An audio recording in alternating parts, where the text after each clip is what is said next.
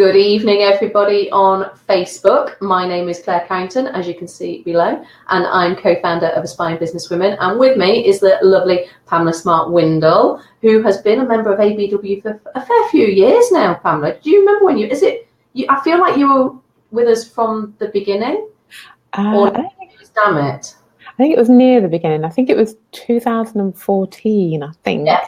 Well, that's when we started. We're 4 years old. We were 4 last week. So you have been with us, I'm going to say, from the beginning. Excuse me while I look at my phone. I'm going to try and share this in the group if it's going to let me. So, Pamela, please tell us a little bit about your background, because for those of you who have never met you or come across you, they won't have a clue about what you do. My own personal experiences of you, and that is mainly from the Periscope days, because you used to do Periscope live stream on there, is that you are a very calming person and you're very experienced in your field. So I want you to tell everybody a bit more about what you do. Oh, thank you for saying that. So my background is health and fitness. I was a personal trainer for many years, worked for David Lloyd locally, and I taught classes from aqua aerobics to spin, body pump, everything in between, and I loved it. It was fantastic. And then I decided that I no longer wanted to do that, and went to study at university and did psychology with sports science. So how long did you do it for, and how old were you when you went, no, that's not for me? Okay, so 2000 I started. That's when you started? Yeah, I started in the health and fitness industry. I started working for David Lloyd there. So all the way up to 2006. So I was 39 at that point. And I decided to go to university then. So did a 3-year degree. And you had a daughter at this point? Oh yeah, so Nicole, she was by the time I'd finished, so 2009, she was I think she was first year of A levels, so 17. Yeah, pretty stressful. Single mom, working. You know, I had clients in the morning at 8 o'clock or 7 o'clock in the morning at the gym. Then I'd go off to university during the day, go home, pick Nicole up from school, get her tea on, take her to the club or whatever she was doing. And then at the weekends, I also worked in a cafe, a stroke bar, Friday and Saturday nights. Yeah, it was pretty full on. And I could have given up so many times. Yeah. But I didn't. But you didn't. So you started studying. And what were you studying, sorry? Psychology and sports science. Okay. So we're still not at where you are now. So no.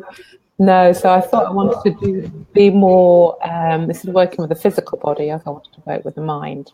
That's where that came from. Right. And then I worked with dependent drinkers for 4 years after that. So doing counselling and helping them to come off alcohol.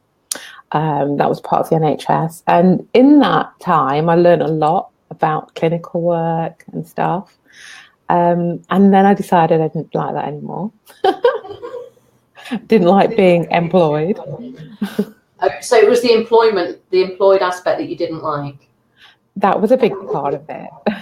Okay. But also the work is quite demanding, quite stressful, obviously, because their lives are pretty chaotic. So then I thought, I want to be a health coach. Why not? Yeah, I've got all this information, you know, all this background about health and wellness in my personal training days, and then couple that with the stuff I'd learned when I worked with dependent drinkers. So I kind of researched it and I thought, oh, okay, that looks interesting. But I don't have that qualification. That was hypnotherapy and NLP. So I thought, okay, I'm going to learn how to do hypnotherapy. So I did in 2013. I'm a fully qualified hypnotherapist and NLP practitioner as well. Okay. And I love doing that. And I also do hypnobirthing as well. So I don't think I knew that. Yeah. Yeah, hypnobirthing's awesome. Okay. Not that I plan on going down that road again, but yeah. But yeah, it's really good. And then I decided that that wasn't enough, and I became unwell in 2014. Anyway, myself, came down with chronic fatigue, as they call it. Label it with something, but you know.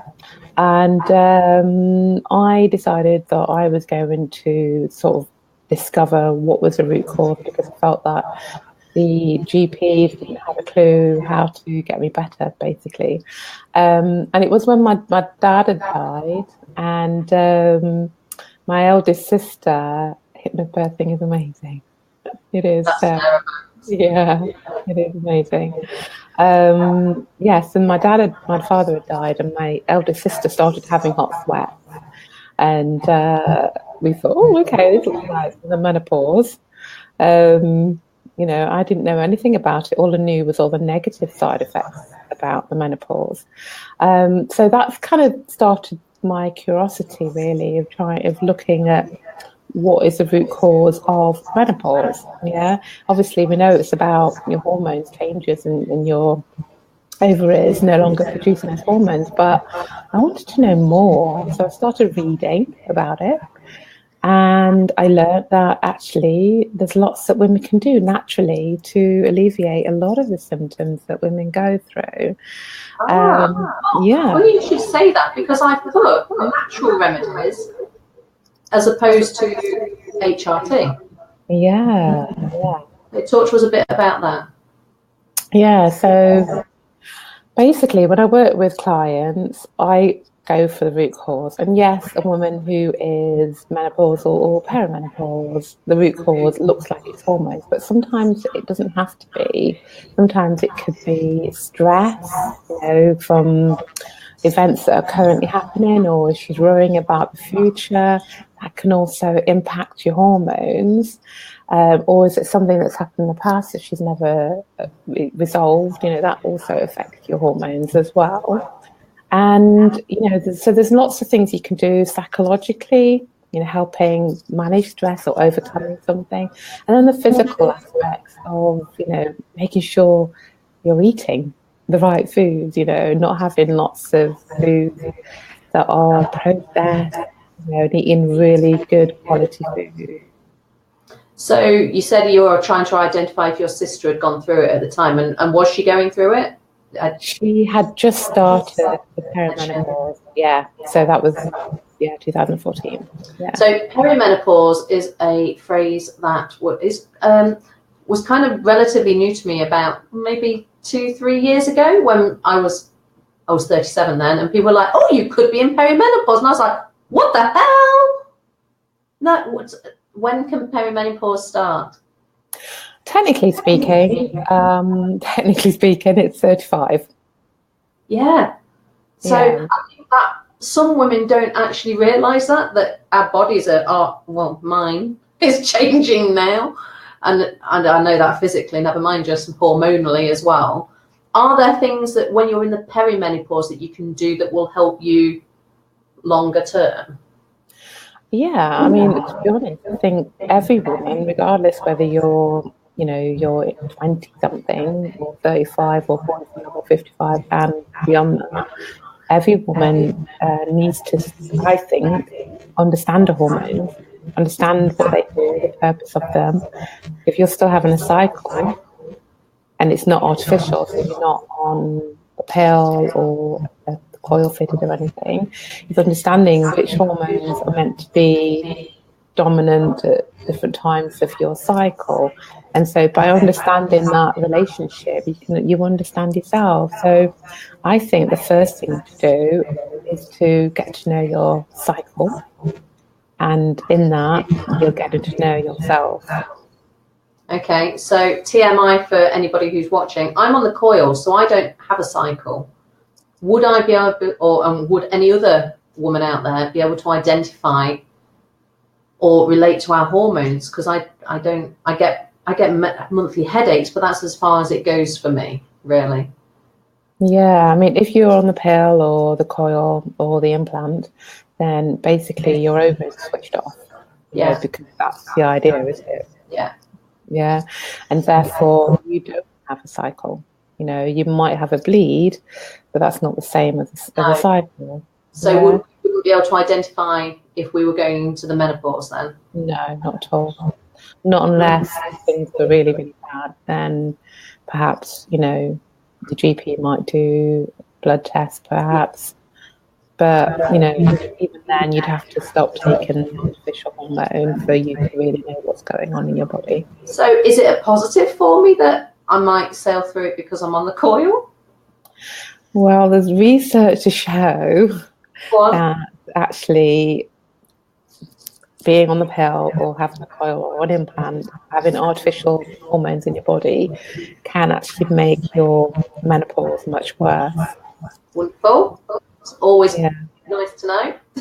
Yeah, but saying that, you know, I think if you know that, then you can build up your resilience while you're still having the artificial hormone, and then hopefully when you do decide to come off it at some point, then you won't be flawed. No, thank you. Obviously, you've got a lot of knowledge in this area, and there's been a book recently, hasn't there, that you've been part of? Tell everybody about the book. Yes, so the book was a book that was basically funded by Henpick. It's an online magazine for women of a certain age, 40+ women. And sorry, Lisa's just popped a question in. Will natural remedies really help when medication isn't successful for you? In terms of hormone, natural remedies, well, it depends where you are. In terms of the menopause. Yeah, so it depends. If you're perimenopause, then I would say definitely do the natural stuff. And when you're post-menopause, so once you've no longer had a cycle or period for 12 months, then you're post-menopause. At that stage, depending how low your hormones are, you might need some extra help. It doesn't have to be HRT. It can be bioidentical hormones as well. And, you know, at the moment, there's still controversy about HRT. They don't really know. You know, there's arguments for and against. So I think a woman needs to make, you know, her own informed decision. Yeah, absolutely, definitely. Yeah. But one thing I would say is that, you know, some women naturally or genetically get rid of estrogen well out of the body, so it doesn't build up and create cancer. And some women don't. Okay, and so you don't know whether you do or you don't. So I don't know. It's hard, isn't decision. it? It's really hard. Really tricky for us women as well. So going back to the book, it was funded by Henpicked. Yeah, so Henpicked funded it. And I know Catherine Bell Chambers Wilson, who's also in ABW, contributed as well. Yeah, and Catherine Peden as well. She's a physiotherapist as well. So Catherine Bell Chambers obviously put her herbalist aspect on it, and then I was a physiotherapist, and I talked a little bit about sort of fitness, you know, what type of exercises you should be doing, but also about some natural remedies that you can do to manage your symptoms. And basically, it's about managing cortisol, reducing your stresses, so managing your blood sugar levels, eating good food, and going into a bit technical jargon, but healing the gut as well. That has a lot to do with your metabolizing of your hormones. And the digestion of nutrients as well, doesn't it? I've recently learned that many of us suffer from leaky gut, which isn't as horrendous as it sounds, but it means that we're not absorbing all the nutrients that we should be doing. Lisa, we will be, at the end, I'm going to put all the links up for all of Pamela's things that she's going to talk about. So if people want more information, Pamela, and they do need help with hormones in general, do you help teenagers with hormones? Do they need help, or do we just suffer them? Do you deal with the whole spectrum, or do you specialize in women? Okay, so I only specialize in women, and initially I started working with sort of the menopause, perimenopausal women, but more recently I've been asked to work with younger girls as well, teenagers, you know, that are having horrendous cycles, and that's really interesting. But when I work with my older ladies, I do use diagnostic tests, which kind of give me a roadmap of what's going on, so I can really have a look at hormones and their gut health, and then we have a plan basically of how to recreate hormonal balance. And it could be the slightest thing, you know, that's just not out of that, like you said, the gut, you know, and incidentally being on the pill, having HRT, or interferes with the gut and then stops you from metabolizing your hormones and not taking on the nutrients, and that in itself is stressful for the body. So there's the book that can help people, which you're part of. Do you do courses? Is it one-to-one sessions? Do you do is it a minimum of 3 sessions if people want help from you? Okay, so because so like the minefield, so I work with clients on a one-to-one basis, and I see them twice a month, either online like we're talking now, or see them face to face here at my clinic. And I see them on an ongoing, so it's a monthly thing, but we have 2 meetings a month, and that's like face to face and one to one. At the moment, I'm sort of in the process of creating an online program so that I can work with more women in a group format, but in a smaller group format, because not everybody has the resources to work with me on one-to-one, and I kind of want to help more women as much as possible, because the information out there about hormones is phenomenal, and I think we all need some direction and right advice so you know what you're doing. Yeah, absolutely. Sarah Banks, I'm going to put a comment on, but it's going to cover our faces. There we go. I've done a lot of work on my cycle with a therapist and understanding my hormones. Making dietary changes and being more in sync has made massive changes to my cycle, and I actually love it now. I'd highly recommend all women to do this. So that probably wasn't with you, but that's a massive recommendation for all of us, really. Absolutely. To come see somebody like yourself. We've only got 3 minutes left. What's the hardest thing in your business? What's your biggest challenge right now? Oh my God! So building an online program—that's the hardest thing. Yeah. Have you got a platform? Is it going to be an email-based program? What kind of? Yeah, so I've got a platform, got a membership site. It's a really fantastic one. So that's the hardest thing I think at the moment. But it's a really good start. It's really exciting as well, though, isn't it? It's a challenge. Yeah. But when you can see the potential of it, it's really exciting too. It is. What would you like from ABW members? Oh, wow. They'd like to come to my retreat, I'm hosting. Your retreat? When is your retreat? June the 8th in Derbyshire. Right. That's 4 days. Myself and my daughter, the yoga teacher. And it's all about empowering yourself, unleashing your inner fire. I'm going to talk about hormones as well during that time. So if you know anybody, ladies, that would like to come along, then... Do we have a cost for that yet? Do we have a link for that yet? Yeah, there is a link. Actually, we've only got 4 spaces left. So, yeah. I could try and type the link on the screen if you would like me to. Oh, okay. I don't know if you can. Okay, we'll do that. We'll do that after, because this keyboard's horrible. Okay. I'll just mess it up and it'll get sent to somebody else. So tell people where they can find you, Pamela. Okay, so info@smarterchange.co.uk is my website. You can find me there on Instagram. Oh, she's gone. Well, I don't know where she went. We still you're there. You're back. What happened? Oh, I don't know. You disappeared. Okay. So Instagram, I'm the Windle hormonal coach.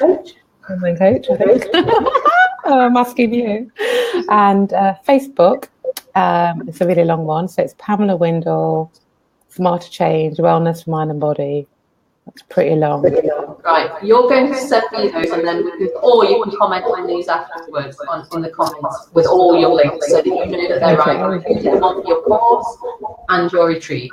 Okay, fantastic. So I'm going to say thank you now because it might cut off in a minute. Thank you so much. Like I said, for anybody who is watching this, I'm sure you'll appreciate that Pamela knows her shit. She's very knowledgeable.